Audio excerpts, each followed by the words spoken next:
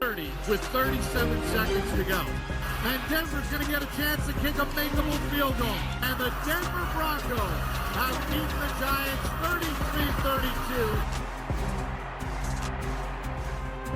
33-32. First Take is presented by Freestyle Libre.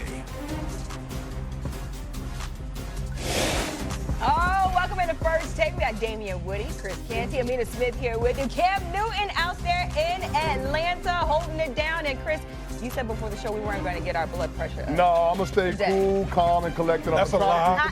That's a lie. It's a lie. Come on, big fella. It's a lie. I said I'm going to try. I didn't say I was going to do it. Yeah, but I already know it's a lie. You It's know a lie. what? Well, how those games went yesterday, I don't know if we can control the blood pressure this morning, but let's get right into it. The Broncos left the New York Giants stunned after scoring 33 fourth-quarter points, which were the most in NFL history by any team that was shut out for the first 3 quarters. Bo Nix could not be stopped on their final game-winning field goal drive where the Giants defense failed to get any pressure. Here's Jackson Dart and Brian Burns on the loss.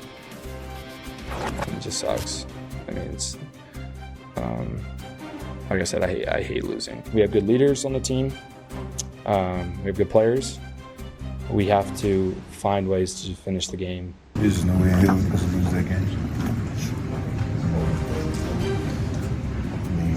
Credit to the Broncos for,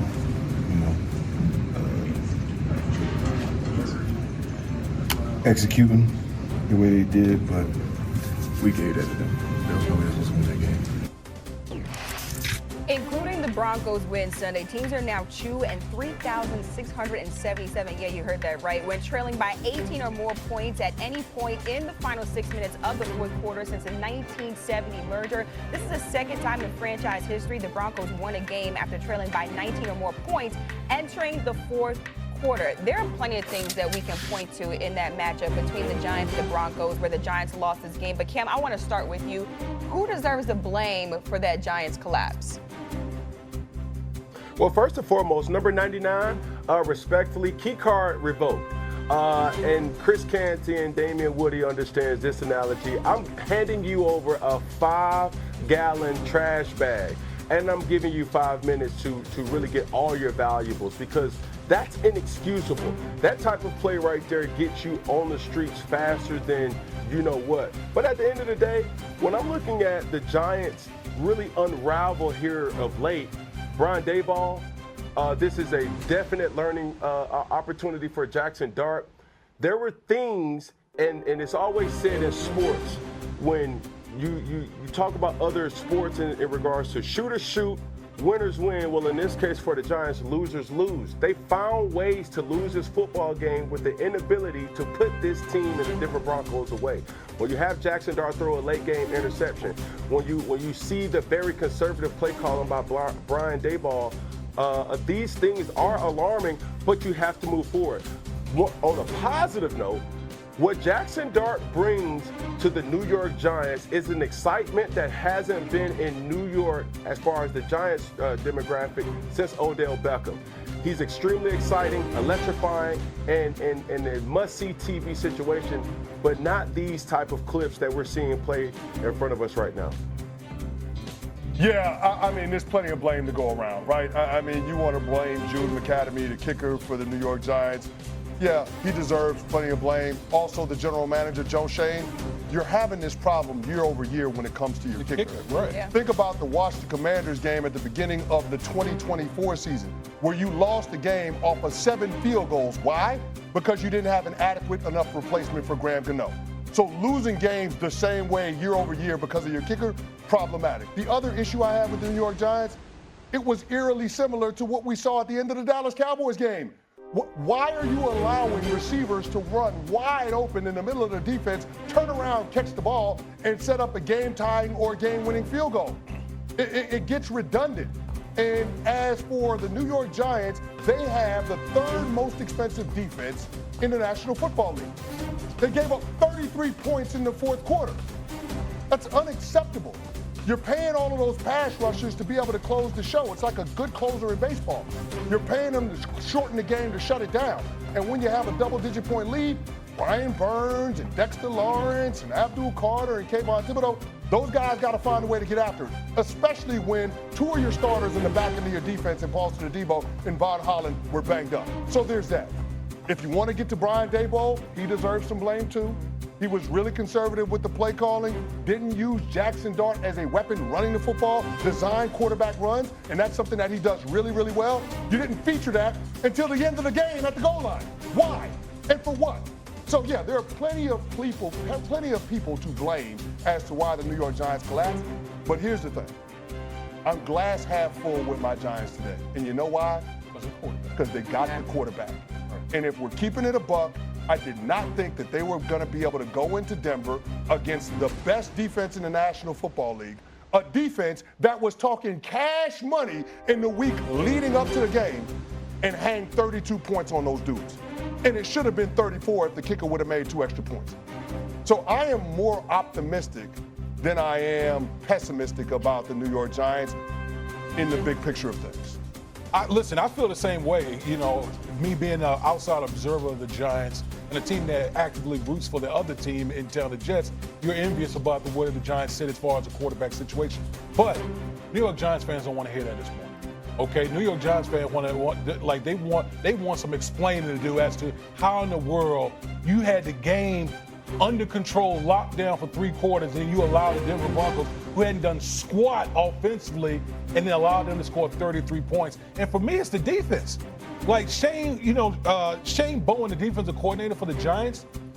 Listen, there was a play in the fourth quarter where Bo Nix, he was trying to throw what they call a dagger route, an in-breaking route. They only rushed 3 people. You're the New York Giants. Your best, listen, the strength of your team is where, Chris? In your front 4. It always has been. It always has been.